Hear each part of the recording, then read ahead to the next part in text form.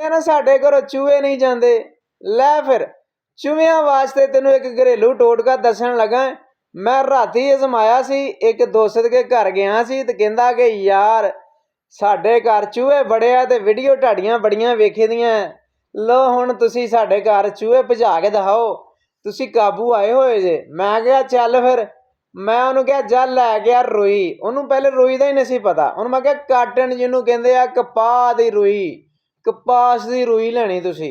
एवं इन्नी क लो चाहे इन्नी क लो, लैके जिहदे नाल तेल पूरा लग जाए अच्छे तरीके दे नाल।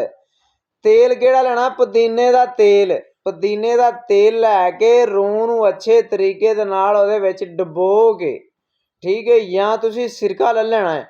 अगर तुहानूं तेल ना लभे सिरका ले लो। ਉਹ ला के जित्थों ਦੇ ਚੂਹੇ ਆਉਂਦੇ ਆ ਉੱਥੇ ਤੁਸੀਂ ਰੱਖ ਦਵੋ ਤੇ ਤੁਹਾਡੇ ਘਰ ਚੂਹਾ ਇੰਜ ਨਸੇਗਾ ਜਿਵੇਂ ਚੂਹਾ ਬਿੱਲੀ ਕੋ ਡਰ ਕੇ ਨੱਸਦਾ।